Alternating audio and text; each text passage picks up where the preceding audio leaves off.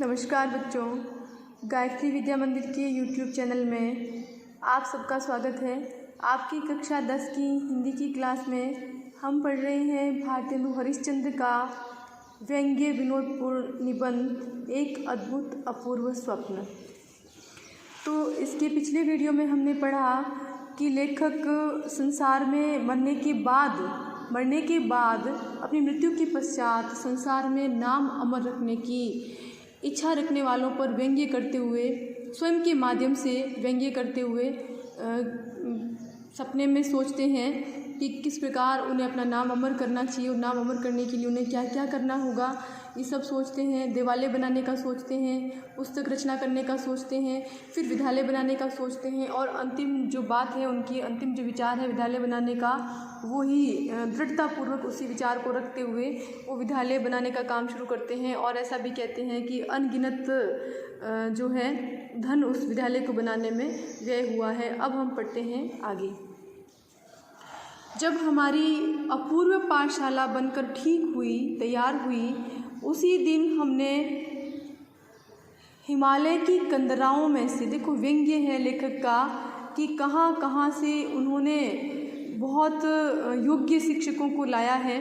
हिमालय की कंदराओं में से खोज कर, यानी कि बहुत दूर दूर से पर्वतों की चोटियों पर से, गिरी शिखरों की चोटियों पर से वे खोज करके शिक्षक लाए हैं। उदंड पंडित बुलवाए हैं, बड़े उदंड यानी कि विद्वान, समझदार, बुद्धिमान ऐसे पंडित बुलवाए जिनकी संख्या 5.0 से अधिक नहीं, यानी कि वो बहुत कम ऐसे शिक्षक मंगवाए हैं उन्होंने। बहुत कहने का आशय ये है कि ऐसे बहुत कम शिक्षक होते हैं जिनकी संख्या बहुत कम है, यानी कि ऐसे दुर्लभ शिक्षकों को लेखक अपनी पाठशाला में ले आए हैं जो इस दुनिया में मिलने बहुत कम मिलते हैं, मिलना दुर्लभ है। 0.0 से अधिक नहीं, यानी कि ऐसे गिने चुने ही शिक्षक बचे हैं इस धरती पर और उनको लेखक अपने यहाँ ले आए हैं। इस पाठशाला में अनगिनत अध्यापक नियत किए गए, परंतु मुख्य केवल ये है। बहुत सारे अध्यापक नियत किए गए थे, लेकिन जो मुख्य हैं वो कौन कौन है देखें आप। मुख्य अध्यापकों के नाम सुन करके देखें आप। प्राणांतक प्रसाद व्याकरण अध्यापक, वैदिक शास्त्र, देखो वैद्य शास्त्र के जो अध्यापक है, शिक्षक है, उनका नाम क्या है? प्राणांतक प्रसाद, यानी कि जब तक मरीज के प्राण नहीं निकल जाए तब तक वो अपना काम जारी रखते हैं। लुप्त लोचन ज्योतिषाभरण अध्यापक ज्योतिष शास्त्र, नाम है लुप्त लोचन ज्योतिषाभरण, यानी कि स्वयं की आँखें, लुप्त लोचन का आशय होता है कि जिसकी आँखें ना हो, लुप्त हो जिसकी आँखें, तो लुप्त लोचन ज्योतिषाभरण जो है वो क्या करेंगे? ज्योतिष शास्त्र पढ़ाएंगे, यानी भविष्य देखने वाली विद्या सिखाएंगे। शील दावानल, यानी कि जिसका शील तो है ही नहीं, जल करके राख हो गया हो, शील दावानल नीति दर्पण अध्यापक क्या पढ़ाएंगे? नीति शास्त्र और आत्मविद्या पढ़ाएंगे। तो देखो ये मुख्य शिक्षक जो है अध्यापक है। इन पूर्वोक्त पंडितों के, पूर्वोक्त यानी कि जिनका यहाँ पे जिक्र किया है, पूर्वोक्त पंडितों के आ जाने पर अर्धरात्रि गए, यानी कि आधी रात के बाद पाठशाला खोलने बैठे, यानी कि पाठशाला खोलने का समय आधी रात। इस समय सब इष्ट मित्रों के सम्मुख उस परमेश्वर को कोटि क्या किया? धन्यवाद दिया। कोटि धन्यवाद दिया जो संसार को बनाकर क्षण भर में नष्ट कर देता है और जिसने विद्या, शील, बल के सिवाय मान, मूर्खता, परद्रोह, पर निंदा आदि परम गुणों से इस संसार को विभूषित किया है, यानी कि सजाया है, यानी कि इस संसार के अंदर ये सारे गुणों से युक्त लोगों को जन्म दिया। उन लोगों के मन में कैसे कैसे विद्या, शील, बल, इनके सिवाय मान, मूर्खता, परद्रोह और पर निंदा, ऐसे परम गुणों से इस संसार को विभूषित किया, यानी कि ये सारे गुण संसार के लोगों में मिलते हैं उस ईश्वर की वजह से। तो उसको कोटि धन्यवाद। हाँ, हम कोटि धन्यवाद पूर्वक आज इस सभा के सम्मुख अपने स्वार्थरत चित्त की प्रशंसा करते हैं। स्वार्थरत चित्त मतलब देखो कितनी व्यंग्यात्मक शैली है लेखक की। स्वार्थ में लीन जो उनका हृदय है उसकी हम प्रशंसा करते हैं, जिसके प्रभाव से ऐसे उत्तम विद्यालय की नींव पड़ी। उस ईश्वर को ही अंगीकार था, यानी वो ईश्वर ही चाहता था कि हमारा इस पृथ्वी पर कुछ नाम रहे। नहीं तो जब द्रव्य की खोज, द्रव्य यानी धन की खोज में डूबते डूबते बचे थे, यानी कि उन्हें कुछ भी, उनके पास पैसा नहीं था, धन नहीं था, डूबते डूबते बचे थे, बड़ी मुश्किल से उन्होंने व्यवस्था की, तब कौन जानता था कि हमारी कपोल कल्पना सत्य हो जाएगी। कपोल कल्पना यानी कि सिर्फ हमारे मस्तिष्क की कल्पना मात्र है ये विद्यालय खोलना और ये सत्य हो जाएगा, ऐसा उस समय सोचा भी नहीं था, क्योंकि इतना धन संपत्ति लेखक के पास नहीं थी जो इस विद्यालय को बनाने में लगती। परंतु ईश्वर के अनुग्रह से, ईश्वर की कृपा से हमारे सब संकट दूर हुए, यानी कि खूब मित्रों का सहयोग मिला और अंत समय हमारी अभिलाषा पूर्ण हुई। अंतिम समय में हमारी मनोकामना भी पूरी हुई, यानी कि हमें धन भी मिल गया और हमारा विद्यालय भी बनकर तैयार हो गया। हम अपने इष्ट मित्रों की सहायता को भी न भूलेंगे कि जिनकी कृपा से इतना द्रव्य हाथ आया, कितना द्रव्य हाथ आया, कितनी संपत्ति मिली उन्हें पाठशाला के नाम पर, कि पाठशाला का सब खर्च चल गया और 10-5 पीढ़ी तक हमारी संतान के लिए बच रहा। हमारे पुत्र परिवार के लोग चैन से हाथ पर हाथ धरे बैठे रहे, यानी कि हमारे घर परिवार के लोग चाहे मतलब काफ़ी पीढ़ियों तक भी लोग यदि नहीं कमाएंगे, बैठे बैठे खाएंगे तो भी वो ख़त्म नहीं होगा। यानी कि यहाँ पर समाज सेवा के नाम पर जो लोगों से धन मांग करके उससे अपना हित साधते हैं, अपना हित पूरा करते हैं और स्वयं समृद्धिशाली बनते हैं, ऐसे लोगों पर लेखक ने बड़ा कठोर व्यंग्य किया है यहाँ इन पंक्तियों के माध्यम से। तो देखें, हाँ, हे सज्जनों, ये तुम्हारी कृपा का विस्तार है कि तन मन से आप इस धर्म कार्य में प्रवृत्त हुए, नहीं तो मैं 2 हाथ पैर वाला बेचारा मनुष्य आपके आगे कौन कीड़ा था, यानी कि नाचीज था, मामूली सा था, कोई महत्व नहीं था मेरा तुम्हारे आगे, तो कीड़ा था जो ऐसे दुष्कर कर्म को कर लेता, यानी कि मेरी तो कोई हैसियत नहीं थी कि मैं इतने बड़े कार्य को मैं संपन्न कर लेता। ये तो आप लोगों की कृपा हुई, आप लोगों की मेहरबानी हुई, आपने धन का सहयोग दिया और इतना सहयोग दिया कि मेरी 7 पीढ़ियाँ भी बैठी बैठी खाएगी तो भी खत्म नहीं होगा। यानी कि ये व्यंग्य है लेखक का, कठोर व्यंग्य, कि समाज सेवा के नाम पर जो धन इकट्ठा करके स्वयं के काम में उसके इस्तेमाल करते हैं और स्वयं जो है वो धनी बनते हैं। हाँ, फिर देखें, यहाँ तो घर की केवल मूछें ही मूछें थी, घर की केवल मूछें ही मूछें थी, मतलब घर के तो सिर्फ लोग थे, सदस्य थे और कुछ था नहीं उनके पास। कुछ में कुछ गंगाजल काम आपकी कृपा से भली भांति हो गया, यानी कि घर में तो केवल मूछें ही मूछें थी, यानी कि लोग ही लोग थे, उनके पास कोई सहयोग तो था नहीं, और ये तो आपकी कृपा से सब कुछ भली भांति हो गया। मैं आज के दिन को नित्यता का प्रथम दिन मानता हूँ, यानी कि आज का दिन जो है वो हमेशा के मेरे जीवन की दिनों की शुरुआत मानता हूँ, ऐसा लेखक मानते हैं, जो औरों को अनेक साधन से भी मिलना दुर्लभ है, यानी कि बाकी लोग चाहे कितने प्रयास करें तो उनको ये दिन मिलना बहुत मुश्किल है। धन्य है उस परमात्मा को जिसने हमारे यश के ढह ढहे अंकुर फिर हरे किए, यानी कि मेरे यश की मेरी कीर्ति जो धूमिल होने जा रही थी, उसकी जो मुरझाने जा रही थी, उसके बीजों को फिर से हरा कर दिया, अर्थात उस बेल को फिर से फला फुला दिया, यानी कि मेरा यश, मेरी कीर्ति जो है फिर से फैलने लगेगी संसार में। हे सज्जन शुभचिंतकों, संसार में पाठशालाएं अनेक हुई होंगी, परंतु हरि कृपा से जो सकल पूर्ण कामधेनु यानी कि समस्त इच्छाएं पूर्ण करने वाली सकल पूर्ण कामधेनु वह पाठशाला है, वैसी अचरज नहीं कि आपने इस जन्म में न देखी सुनी हो, यानी कि कोई हैरानी की बात नहीं, ऐसी समस्त इच्छाओं को पूर्ण करने वाली ऐसी पाठशाला आपने फिर कभी नहीं देखी होगी। होनहार बलवान है, यानी कि ऐसा होना था मेरे साथ, यानी कि उसे ईश्वर चाहता था, जो होना होता है उसे कोई रोक नहीं सकता। कहने का आशय ये है, होनहार बलवान, यानी कि जो होना होता है वो होकर रहता है, उसे कोई रोक नहीं सकता। नहीं तो कली काल में ऐसी पाठशाला का बनाना कठिन था, अन्यथा तो कलयुग में ऐसी पाठशाला बनना सरल नहीं था, ये बहुत मुश्किल कार्य था। और फिर देखिए यह हम लोगों के भाग्य का उदय है कि ये महामुनि मुग्धमणि शास्त्री बिना प्रयास हाथ लगे, यानी कि ज़्यादा मेहनत नहीं करनी पड़ी इनको लाने में, शास्त्री जी को लाने में, जिनको मतलब हमें बहुत आसानी से वो सुलभ हो गए, किंतु सतयुग के आदि में, सतयुग की शुरुआत में देवराज इंद्र अपनी पाठशाला के लिए समुद्र और वन जंगलों में खोजता फिरा। किसको? आचार्य मुग्धमणि शास्त्री को। और वो हमें बड़ी आसानी से विशेष बिना प्रयास विशेष किए ही हमें मिल गए। अंत को हार मान बृहस्पति को रखना पड़ा, यानी कि इंद्र को भी अंत में हार मान करके और बृहस्पति को रखना पड़ा था अपनी पाठशाला में। मुग्धमणि शास्त्री उन्हें मिले नहीं थे, सतयुग में भी और कलयुग में भी हमें मिल गए। हम फिर भी कहते हैं कि यह हमारे भाग्य की महिमा थी कि ये ही पंडित राज मृगयाशील श्वान के मुख में शशि के धोखे बद्रिकाश्रम की एक कंदरा में से पड़ गए।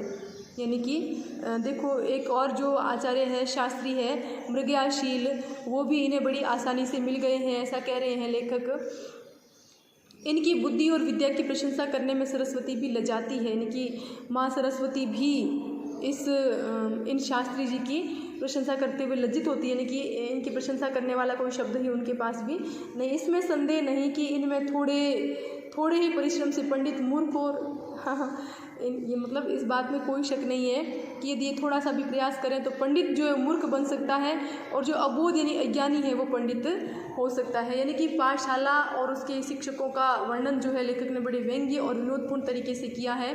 और इस पाठशाला के जो अद्भुत अध्यापक हैं उनका जिक्र भी लेखक ने बड़ी हास्य व्यंग्यात्मक शैली में किया है।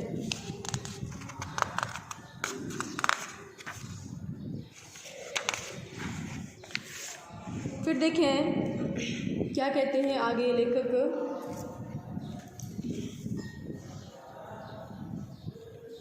हे मित्र, मेरे निकट जो महाशय बैठे हैं इनका नाम पाखंड प्रिय है। देखें, ये और शिक्षक है पाखंड प्रिय।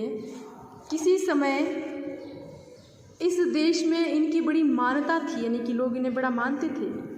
सब स्त्री पुरुषों को इन्होंने मोह रखा था, इनकी सभी को प्रभावित कर लिया था इन्होंने। परंतु अब कालचक्र के मारे यानी कि समय का प्रभाव है कि इनके बुरे दिन आ गए हैं। कालचक्र के मारे अंग्रेजी पढ़े हिंदुस्तानियों ने इनकी बड़ी दुर्दशा की। इसका यानी कि अंग्रेजी के प्रभाव से क्या क्या नुकसान हुआ उसका भी बड़ा व्यंग्यात्मक शैली में लेखक जिक्र करते हैं। इस कारण प्राण बचाकर हिमालय की तराई में हरित दूर्वा पर संतोष कर अपना कालक्षेप करते थे।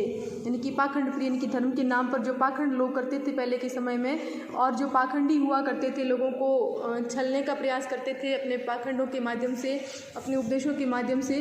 तो अंग्रेजी शिक्षा के प्रचार के कारण लोग जो है वो सजग हो गए, सावधान हो गए और इन पाखंडियों के चक्कर से मुक्त हो गए। तो ये क्या हुआ, इनका क्या हुआ, ये बेरोजगार हो गए। ये बेरोजगार हो गए तो हिमालय की तराई में जाकर के और हरी घास पर बैठ करके और अपना समय व्यतीत करते रहे। विपत्ति ईश्वर किसी पर न डाले, लेखक कहते हैं ऐसी विपत्ति भगवान किसी पर न डाले। तो जब तक इनका राज था दृष्टि बचाकर भोग लगाया करते थे इनके राज में। कहाँ अब श्वान श्रृंगार के संग दिन काटने पड़े, यानी कि अब कुत्तों और श्रृंगारों के साथ इनको दिन काटने पड़ते हैं। परंतु फिर भी इनकी बुद्धि पर पूरा विश्वास है कि एक कार्तिक मास भी इनको स्थिर रह जाने देंगे तो हरि कृपा से समस्त नवीन धर्मों पर 4-5 दिन में क्या कर देंगे, पानी फेर देंगे। यदि इनको 1 माह भी यहाँ रख लिया तो इतनी उम्मीद है इनसे कि जो भी नवाचार आए हैं धर्म के नाम पर संस्कृति में, उन सारे नवाचारों पर ये क्या करेंगे, ये पानी फेर देंगे। यानी कि वही फिर पुरानी जो इनकी पाखंड प्रियता है या जो पाखंड थे इनके पुराने, वही लोगों को फिर से सिखाने लग जाएंगे। और देखें इनके जो इनसे भिन्न पंडित प्राणांतक प्रसाद भी प्रशंसनीय पुरुष हैं। अब यानी कि अपने शिक्षकों का एक एक करके परिचय दे रहे हैं लेखक। प्राणांतक प्रसाद, जब तक इस घट में प्राण है तब तक न किसी पर इनकी प्रशंसा बन पड़ी और न बन पड़ेगी। यानी कि ये जब तक व्यक्ति जब तक जीवित है तब तक उसका पीछा नहीं छोड़ेंगे। ये महावैद्य के नाम से इस संसार में विख्यात है, प्रसिद्ध है। चिकित्सा में ऐसे कुशल है कि चिता पर चढ़ते चढ़ते रोगी इनके उपकार का गुण नहीं भूलता। कितना ही रोग से पीड़ित क्यों न हो, क्षण भर में स्वर्ग के लिए सुख को प्राप्त होता है। यानी कि इनके पास आते ही वो स्वर्ग को चला ही जाता है। जब तक औषधि नहीं देते केवल उसी समय तक प्राणी के संसारी विथा लगी रहती है। देखो कितना व्यंग्य किया है लेखक ने। यानी कि जब तक इनकी औषधि नहीं मिलती है तब तक तो वो मरीज जो है वो दुखी रहता है, किंतु जैसे ही इनकी औषधि मिलती है उसको स्वर्ग का सुख प्राप्त हो जाता है। यानी कि इनकी औषधि का सेवन करते ही प्राण पखेरु व्यक्ति के उड़ जाते हैं। यानी कि कहने का आशय ये है कि जो पाठशाला में अयोग्य शिक्षक है और किस प्रकार वे अपनी योग्यता के नाम पर किस प्रकार से लोगों के साथ धोखा करते हैं, उन सब बातों पर भी लेखक ने एक व्यंग्य किया है। तो देखें फिर क्या कहते हैं आगे। हाँ, तो इनकी चिकित्सा और चतुराई अपने आप प्रकट हो जाएगी, यानी कि आप लोग कुछ काल की अपेक्षा कीजिए, यानी कि थोड़ा समय इंतजार कीजिए, इनकी चिकित्सा और इनकी चतुराई जो है आपके सामने अपने आप आ जाएगी। यद्यपि आपके अमूल्य समय में बाधा हुई, परंतु यह भी स्वदेश की भलाई का काम था। इस हेतु आप आतुर न होजिए और शेष अध्यापकों की अमृतमय जीवन कहानी श्रवण कीजिए। यानी कि इनके लिए आपका समय लिया, उसके लिए किए गए, लेकिन थोड़ी देर आप इंतज़ार कीजिए इनके कारनामों को देखने का, और तब तक आप जो अन्य बड़े बड़े जो शास्त्री हैं, शिक्षक हैं, उनके विषय में भी आप जानकारी लीजिए।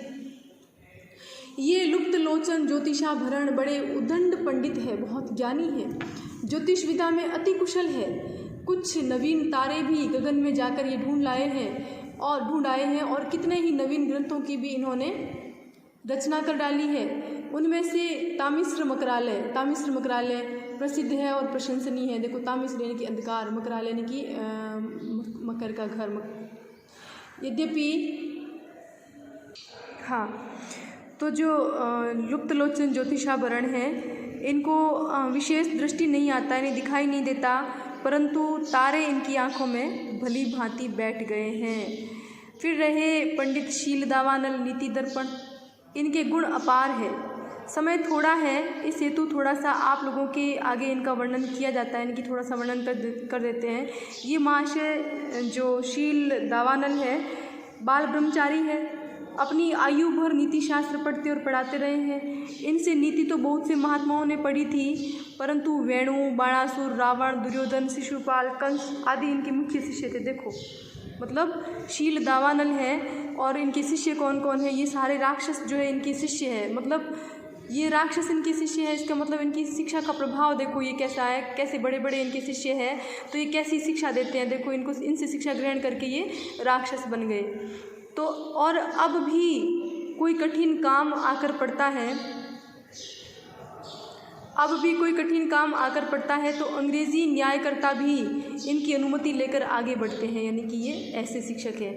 हम अपने भाग्य की कहाँ तक सराहना करें, ऐसा तो संयोग इस संसार में परम दुर्लभ है, ऐसा संयोग तो फिर कभी हो ही नहीं सकता। अब आप सज्जनों से यही प्रार्थना है कि आप अपने अपने लड़कों को भेजें और व्यय आदि की कुछ चिंता न करें, क्योंकि प्रथम तो हम किसी अध्यापक को मासिक देंगे ही नहीं, मतलब तनख्वाह देंगे ही नहीं, और दिया भी तो अभी 10-5 वर्ष पीछे देखा जाएगा, 5-10 सालों के बाद देखा जाएगा। यानी कि शिक्षा के नाम पर अव्यवस्था और भ्रष्टाचार की ओर लेखक का व्यंग्य है, संकेत है। यदि हमको भोजन की श्रद्धा हुई तो भोजन का बंधन बांध देंगे, तो उनको भोजन करवाएंगे, नहीं तो ये नियत कर देंगे कि जो पाठशाला संबंधी द्रव्य हो उसका वे सब मिल करके नाश लिया करें, यानी कि उसका विनाश कर लिया करें। यानी कि पाठशाला से संबंधित जो भी समाज ने जो सहयोग किया है, मित्रों ने जो चंदा दिया है, उस सब का क्या करें, उस सब का उपभोग कर लिया करें। यानी कि उनको मासिक वेतन कुछ नहीं मिलेगा। जो शिक्षा के नाम पर लोगों ने जो धन दान किया है, उसी धन से ये लोग अपना पेट भरेंगे और उसका भोग करेंगे, उसका विनाश करेंगे। इस प्रकार जो है इस पाठ के माध्यम से, यानी कि ये लेखक की व्यंग्य विनोदपूर्ण रचना है। तो धार्मिक अंधविश्वासों पर व्यंग्य किया है लेखक ने। जो समाज में प्रचलित धार्मिक अंधविश्वास है, लोग संसार को असार तो मानते हैं, लेकिन उनमें अपना नाम बनाए रखने के लिए भी कुछ उचित अनुचित करते थे, मंदिर धर्मशाला आदि बनवाते थे, लेकिन उनके स्वयं के आचरण के सुधार पर कोई ध्यान नहीं देते थे। फिर देखो यहाँ पे और क्या पाठशाला का निर्माण होता है, तो लेखक ने सपने में एक पाठशाला बनवाई है, वो भी किसके लिए, अपने स्वार्थ साधन के लिए बनाई है। यानी कि यहाँ पे लेखक ने अपना नाम स्थिर करने के लिए समाज से धन लेकर के और उसका स्वार्थ में उपयोग करने वालों पर उसके माध्यम से लेखक ने व्यंग्य किया है। फिर देखिए, इस पाठ के माध्यम से लेखक शिक्षा की दशा की ओर भी संकेत करते हैं कि पाठशाला बनने से लेकर के उसके अध्यापकों की नियुक्ति, योग्यता, वेतन, व्यवस्था, इन सब पर लेखक ने बड़ा कठोर व्यंग्य किया है। और अध्यापकों का जो वर्णन किया लेखक ने, वो भी बड़ा व्यंग्यात्मक है। फिर अंग्रेज़ों की नीति का भी लेखक ने जिक्र किया है कि अंग्रेज़ों की नीति और अंग्रेज़ी शिक्षा पर उसकी वजह से जो है हमारा धर्म और संस्कृति जो है वो नष्ट होते जा रहे हैं। ठीक है, तो अब देखें कि इस निबंध के माध्यम से लेखक ने संदेश क्या दिया। आप एक प्रश्न लिखेंगे कि एक अद्भुत अपूर्व स्वप्न शीर्षक निबंध में लेखक ने क्या संदेश दिया है। बिल्कुल ये प्रश्न आप लिखें, एक अद्भुत अपूर्व स्वप्न शीर्षक निबंध में लेखक ने क्या संदेश दिया है। तो देखें, एक अद्भुत अपूर्व स्वप्न भारतेंदु जी की हास्य व्यंग्यपूर्ण रचना है। यद्यपि ये कोई उपदेशात्मक रचना नहीं है, यहाँ पर लेखक ने कोई उपदेश नहीं दिए हैं, किंतु इसमें एक संदेश जो है वो अवश्य छिपा हुआ है। और जो लोग असार संसार में, अस्थिर संसार में, नश्वर संसार में अपना नाम अमर करना चाहते हैं, उन्हें समाज के लिए निस्वार्थ भाव से कार्य करना चाहिए, संदेश दिया लेखक ने। यानी कि जो लोग वाकई में अपना नाम अमर करना चाहते हैं, उन्हें समाज के हित के लिए निस्वार्थ भाव से काम करना चाहिए और अच्छा कार्य करने और आचरण सुधारने का संदेश भी लेखक ने दिया है। अंग्रेजी शिक्षा के कारण अपना धर्म और अपनी संस्कृति की उपेक्षा नहीं करने का संदेश दिया है। और अप्रत्यक्ष संदेश भारत में बिगड़ी हुई शिक्षा व्यवस्था को सुधार करने के बारे में भी है। देश में शिक्षा के प्रसार के लिए विद्यालय स्थापित करना जो है वो मंदिर बनाने से कहीं अधिक श्रेष्ठ है। त्याग भावना के साथ काम करने की प्रेरणा भी लेखक यहाँ दे रहे हैं। समाज में अंधविश्वासों को त्यागने और विदेशी संस्कृति का अंधानुकरण न करने का भी संदेश लेखक ने दिया है। तो इस प्रकार ये प्रश्न तो आपको बिल्कुल एक लिखना है और करना है, और अन्य जो आपकी पाठ्य पुस्तक से संबंधित जो प्रश्न हैं वो भी आपको करने हैं। बहुत सुंदर लिखावट में आप प्रश्न करेंगे। किताबें आपने खरीद ली होगी। यदि आपने किताबें खरीद ली हैं तो मैंने आपको पहले भी बताया था और आज फिर बताती हूँ कि ये जो गद्य का पाठ हम पढ़ रहे हैं, गद्य के पाठ, यहाँ मैं बिल्कुल किताब से देख कर के पढ़ रही हूँ। यदि आपको स्पष्ट नहीं दिखाई दे रहा है तो आवाज़ आपको क्लियर सुनाई दे रही है, स्पष्ट सुनाई दे रही है, तो आप एक काम करें कि किताब अपने पास रखें, उसमें से आप पढ़ें और सुनते हुए समझने का प्रयास करें। धन्यवाद।